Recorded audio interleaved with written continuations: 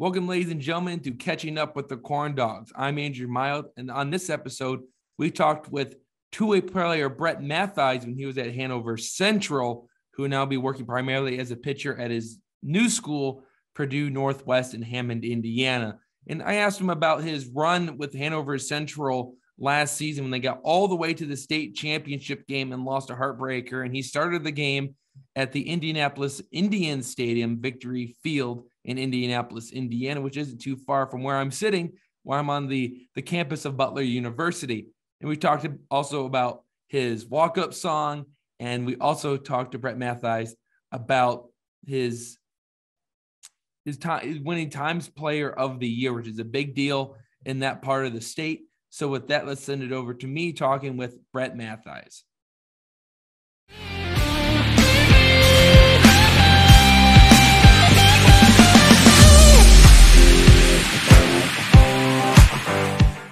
And welcome, ladies and gentlemen, to the second episode of the Lake County Baseball Podcast. I am Andrew Mild, and joining me today is left-handed pitcher and two-way player Bret Matthys. And Bret, thanks for joining us today. Yep, thanks for having me. Excited to start on the new team that's in Crown Point and look to win some ball games. Well, it looks like you already answered my first question, which was, what was your reaction when you were recruited to join Lake County? So we'll jump right over that. So the first thing is you had some impressive numbers at Hanover Central last year. You won Times Player of the Year, and you guys got all the way to the state championship. So in the year of Ohtani, do you plan on being a two-way player at PNW and even for the Lake County baseball team? Yes. Coach Dave Griffin told me that I'll be a two-way player, get some time at first base and on the mound. Right now I'm the number 3 starter and look to compete at Division II level, which I really don't know what I'm getting into, but all I know how to do is compete, and we'll see what happens.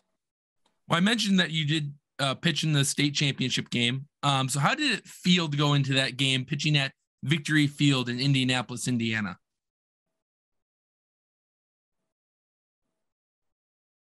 You broke up. Oh, I lost you. Okay, I'll repeat it again. So you pitched in the state championship game. How did it feel going into that game, pitching at Victory Field in Indy? Well, I got off the bus and walked in the stadium, and when you see the patterns in the grass and the field, it kind of just hit me, and then it actually almost brought a tear to my eye because that's really all I've worked for, is to play and finish my season there. Then getting down in the dugout and I took a video of the field. It was an awesome experience. Actually, I don't get too nervous before games. I'm surprised I wasn't nervous, but I'm a big competitor. And once I realized what I was playing for, I locked in. And unfortunately, we didn't get on top, but it was a fun experience. Good way to end my senior year. Yeah, and you pitched a great game, just as you mentioned, fell just short. So as a pitcher, who would you say you compare yourself to? Mark Burley. Mark Burley, and you said that's your favorite player. So yeah. That means a lot of planting the corners, going east and west, and lots of changeups. Lots of changeups. So again, what kind of pitches do you throw? I saw that in a Chicago Tribune, they talked about your curveball being a main factor in your success last year. Yeah, I throw four-seam fastball, changeup, curveball. Then I've tried to mess with a slider here, just another pitch, just to keep people off balance. So I asked you to bring a baseball with you. Yeah. Can you show me the curveball grip? Is it like a knuckle curve? Is it a 12-6? A knuckle curve, okay. Knuckle spike. Spike, okay. I used to throw it like this. That's a little loopy. But this one, a lot of sharp spin, dies at the end. So instead of so the first one I saw was kind of like a beginner's curveball, like kind of what Adam Wainwright throws. Where did you learn to throw the spike curve? Just researching YouTube videos, just trying to figure out a good grip because my curveball is always loopy, trying to find a sharper spin. So you were looking for more late movement than loopy, and the hitter knowing when it comes out of your hand that it's going to be a curveball. Yeah. Oh, that's great. As Greg Maddox said, there's nothing better than late movement, and he's one of the greatest pitchers of all time. So I gotta have some fun questions with you. So one of them, you mentioned Mark Burley being the pitcher you compare yourself to, but also on that list, your walk-up song was Stone Cold by Steve Austin. Yeah. So if you were a wrestler, what would your name be? Oh, man. I know it's a tough question. It's a tough one. I'm not sure. I might have to come back to that one. Yeah, we can come back to it. Another thing is you asked me before the podcast if you need to do anything. And I said, well, you just need to sit pretty and ask questions. And what I meant by that, and I'm kind of disappointed, I'm going to share my my screen with you real quick. So you can, what I meant by you sitting pretty. So you see that right now? All right. That's not you. That's someone else. So it's this one. What is going on here? Every year, I think it's the Times, and every region team that goes to the state championship, they have a photo shoot session the week before, and it's like baseball cards, and they post it on their website and the paper. And I don't know how I thought of wearing this, but I thought it would fit my personality perfectly. Yeah, it looks like you're having an awfully good time at there was wearing that attire. My teammates had some funny costumes. It was fun. Which one was your favorite? Was yours your favorite, or was there someone else that stood out to you that day? Yeah, of course, mine's my favorite. I'm gonna stop sharing and open this back up so we can get back to your questions. Do you have any answers for what your professional, what your wrestling name would be? Or so I gotta give you some time. Not yet.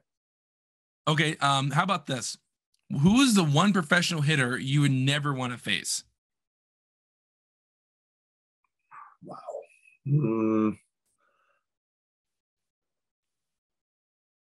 There's so many of them.